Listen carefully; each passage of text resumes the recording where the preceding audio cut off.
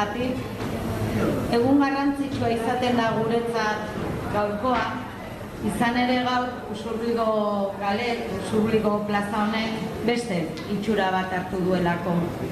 Munduko jolas eta kirolek hartu dute egoitza, munduko koloreek, zaporeek eta doinuek hartu dute gaur askatasunako plaza hau.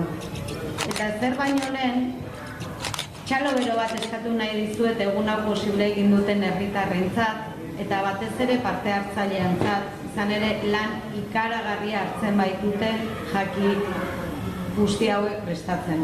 Beraz, mila esker eta eskerrik asko.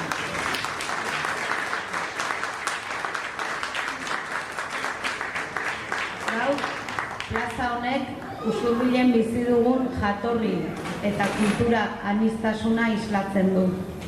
Elkar ezagutzen eta elkar topatzen jarraitzeko aukera paregabea eskaintzen digu gaurko jaialdian. Mundualdiaz, azken batean guztion aterpe izan nahi baitu. Guztion topagune. Bokazio hori du mundualdiak. Usurbil gero eta anitzagoa da. Gure herria aldatzen ari da. Oso nabarmena da hori, errolda datuei erreparatuz gero. Azken urteetako errolda datuak kontuan izan da, jatorri desberdinetatik etorritako herritar berrien kopuruak gora egin du nabarmen. Eta ondorioz, jatorri, kultura, hizkuntza, erlijio eta oroak identitate aniztasunaren kudeaketa erronka handia da gure herriarentzat. Xenofobia eta arrazakeria nagusi diren garaiotan, nagusiki eskuin muturraren gorakadaren ondorio, guk argi daukagu ezinbestekoa dela etorkizunera begirako oinarri sendoak ezartzea, gure herriak duen jatorri, identitate eta kultur aniztasuna onartu ez ezik balioan jartzeko eta bizikidetzarako elementu bilakatzeko. Izan ere gure gizarteetako usu nagusiek gureak eta besteak bereizten erakusten digute, eta horiek desikasi beharrean gaude, edonon denok antzeko ametsa baitugu. Bizitza duina garatzea. Ez dugu beraz ametsa amezgaizto bihurtzen usteko eskubiderik. Aurtengoan, Askatasun plazara etorri gara mundualdearen festa ospatzera, eta gaur, inoiz baino zenago aldarrikatu nahi dugu Palestinako herriaren askatasuna. Palestina askatu.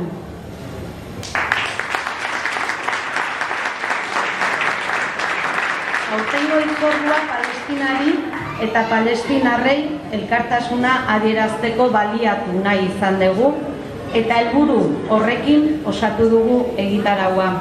Besteak beste, Solban, Gazako musika taldeko bikide ditugu Usurbilen, atzo eta gaur. Atzo udarren ikastolako DBH3 eta 4 mailako ikasleekin hitzaldi musikatu ederraz gozatzeko aukera izan genuen. Eta Palestinaz jardun genuen bere historia, hizkuntza, kantugintza, kultura eta genozidioaren berri eman ziguten. Biek ala biek Gazan baitute euren sorterria, euren familia, lagunak, herria. Palestinak bizi duen egoerak jasanezina izaten jarraitzen du. Ezin dugu ahaztu Palestina hamarkada luzeetan ari dela Israelgo estatuaren mehatxua, jazarpena, presio militarra, bortizkeria, gehiegikeria eta azken hilabete luzeetan genozidioa ari du Argentinan. Euskal Herrian erakutsi dugu gure elkartasuna eta gure konpromisoa Palestinarekiko, eta ez daukagu Palestina babesten jarraitu beste aukerarik, Palestina herriaren askatasuna eskatzen eta gaurko mundualdiak horretarako abagune izan nahi du. Eta horregatik, ozen entzun dadila, genozidioa gelditu eta Palestina askatu, gure txalo zaparradarik sentikorrena Ahmed eta Nurreitza.